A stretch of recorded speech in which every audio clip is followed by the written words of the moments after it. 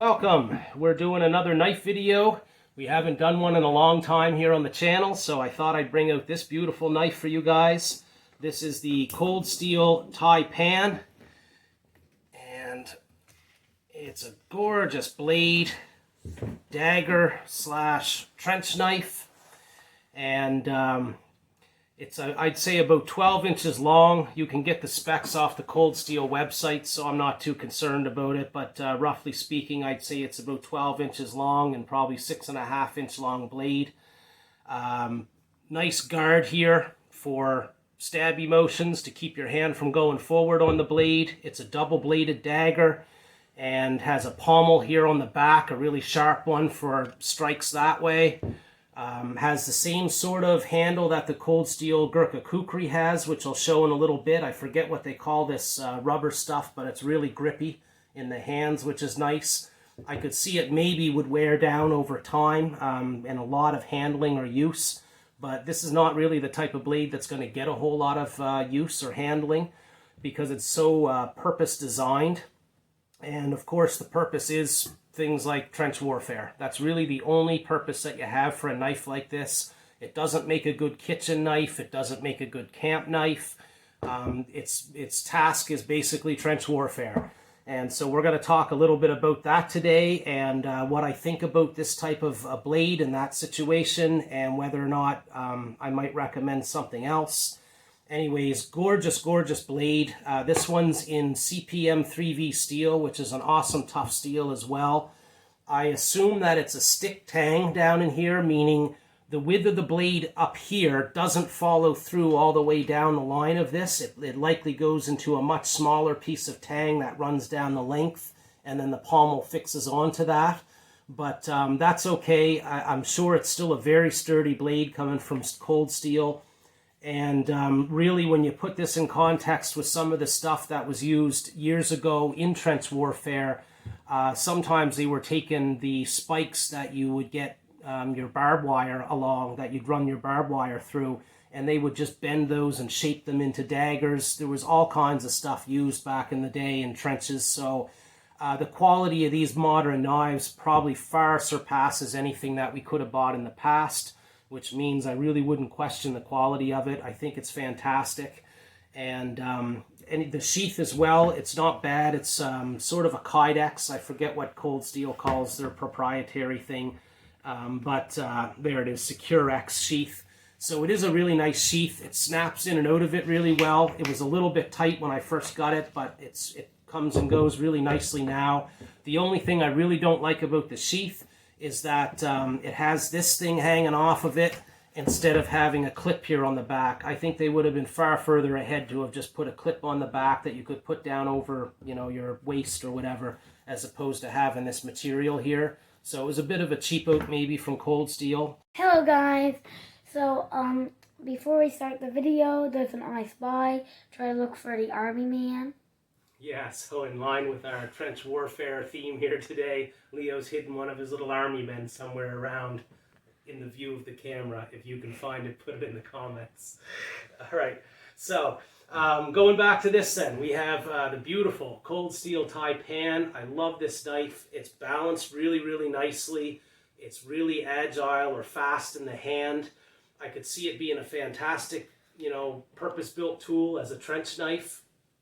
The only thing I could see that would improve upon this design would be a guard coming around the hand, used as like a knuckle duster as well, something that you could punch with. But I suspect that that makes it a prohibited weapon in Canada and maybe even in the United States. I don't think we're allowed to have knuckle dusters like that on a blade. And so that's likely why Cold Steel didn't design their blade with that in mind. But otherwise, and you would find historical examples of that, of trench knives that had knuckle guard down here that you could likely punch with, you could pummel with, you could stab with, and slash, whatever else. So anyways, beautiful, beautiful blade design. But we're going to compare it now to some other options that people had, because of course people carried everything in the trenches. They carried clubs, probably not one this long, but something a little bit shorter, sometimes with a cog at the end, like a big metal, you know, thing to crack heads with. And beyond that, you could carry axes. because we've talked about this before in our Viking axe video that we did about the practicality of carrying an axe in warfare. And this here little one is a hatchet, however, and these are not designed for fighting and probably would not make a really great tool for swinging. It doesn't have a lot of reach to it. I just use it for cutting down the limbs of trees. That's right. This is Leo's hatchet, actually. And we've gotten a little bit of use in the woods out of that, eh, Leo? Yeah. But this head, of course, you would have to hit with just that there piece of it. There's no stabbing that you can do with this type of a tool. You have a limited amount of blade that you can hit with, otherwise it could be easily blocked. So this is not a very great purpose-built tool. The reason they got into these types of knives in the first place was because they found that bayonets on the end of rifles were not very good in small spaces like trenches, or in modern warfare, probably more like when you're clearing buildings. If you were to go in with a rifle that's already however many inches long, I don't know, but out to here, let's say, and then you have a bayonet sticking off the end of that. If you go to use that, they can be parried very easily, right? You can block it to the side, and then you could use a hand weapon in close with a lot more efficiency. And so they learned that in trench warfare, that the bayonets affixed to the end of a rifle weren't very practical. They might have been good during like Civil War era times when you had battles that were out on an open field, and for whatever reason those crazy people would stand in lineups and, you know, shoot and then charge at each other. But that warfare is quite obsolete, and the bayonets again were not a good option, and so we got into making, you know, clubs, knives, and to go through some more of the axes that I have. Here's one that Leo and I did a handle for. We have a fire hardening video. I haven't seen you use that axe too on much. This. No, because I never liked this axe, to be honest. It's not very practical tool again. And I find this hammer head on this side is pretty heavy.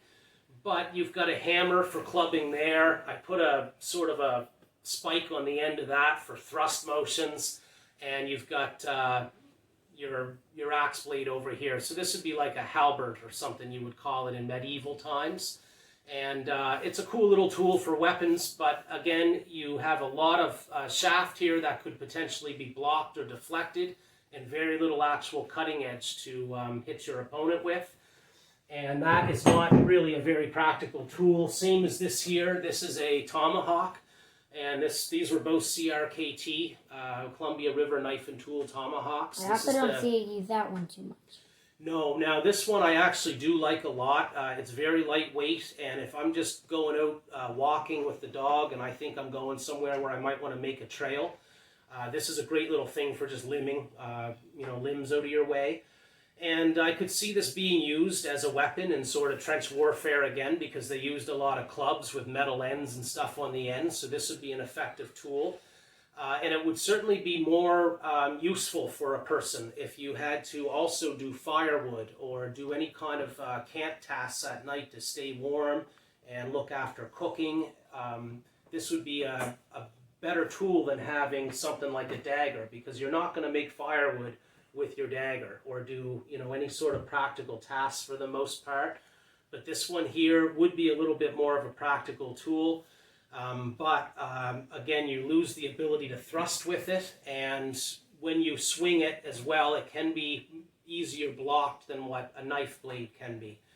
So you have that type of an option. For a really practical option, this is my standard Grand Force Brooks axe that I use, but this is definitely not designed for weapon use. It's designed as a woods axe, and I don't think anybody would want to try to carry this around with them.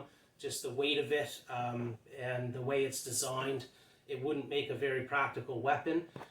But, you know, this is the kind of thing that you need to do actual tasks with in the forest. If you're going to build shelter and do your firewood and everything that you want to do, you want to have something more like this to use. And so you've got a big trade-off happening here with these various items as to whether you want to have a really practical thing to carry. Again, a soldier wouldn't carry something this large. I think you would have to, just from weight reasons, and you know, you're already carrying a backpack, you've got a rifle, you've got ammunition, you may have a sidearm. Your backup, we're talking like our very last weapon here, or backup, And this here I think would be a good option as a tomahawk, and have something that's practical also to do camp tasks with and shelter building. But if not that, then you're back into, again, something like this, which is a lot easier to carry and a lot lighter weight. And lastly, though, I'll show the cold steel Gurkha kukri. I think we're going to do a knife review on this coming up next. I love this thing, and we haven't done a full review on it yet, but I've talked about it in a few of our videos as a comparison knife. And here's a look at it next to the Tai Pan. You can see the handle lengths are about the same. This one doesn't have a pummel, which would have been nice had they figured out a way to put a pummel on the end. But the traditional kukri design had that ridge there to keep your hand from sliding off the back. So just a little bit different design. Blade length, though, you can see the Gurkha kukri is definitely a longer blade. It's got a lot of meat up here at the back of the spine, so it's quite a bit heavier. But if I were to think about what somebody may carry in a trench, I could see why a person would love to have something like this. Because going back to the practicality of, say, a tomahawk here, this Gurkha kukri has enough weight behind the blade and can chop well enough that I think you could probably do all the same woods tasks with this here as you could with this.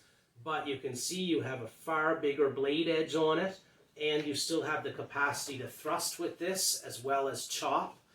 And so given that this will do a lot of limbing and firewood and shelter building and all the practical tasks that you could do, as well as thrust, and where this one here would not be very effective at slashing or chopping. I mean, you may cut somebody, but through winter clothing, you may not even get through the clothing, and you're not going to do a lot of damage. Certainly with this, there's no weight behind the blade, so there is a cut, but there's no chopping damage to be done.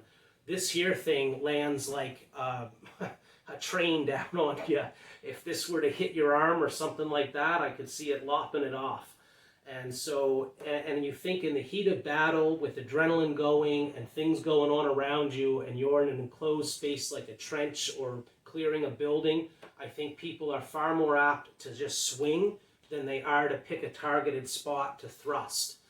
And so having something like this where you can easily swing and slash with it, it's going to go through anything and cause a lot of damage when you do that, and you still have the ability to thrust with it. I suspect this would be the best of all worlds. And so we'll do a video review on that next and talk more about that. But this review was for the Tai Pan, and again, a much lighter blade. So there's the trade-off. If you had to carry this, you're going to have a much heavier object to carry. And along with all your other stuff, I don't know if somebody could actually bring something like that along with them. But this here, if you wanted a really lightweight option that's really fast and can thrust and can, you know, work in really small spaces, this would be an awesome little fighting knife. So kudos to Cold Steel for this year one. I think they did a great job with this blade. I'm really glad to have it in my collection. But geez, it's a hard toss-up over some of these options that you have. Thanks for watching. Cheers. See you later, alligator. Alright, guys, by the way, the I Spy play switched. I think he moved. Yeah, just in case it was hard to see in the first place, we put it somewhere a little more obvious.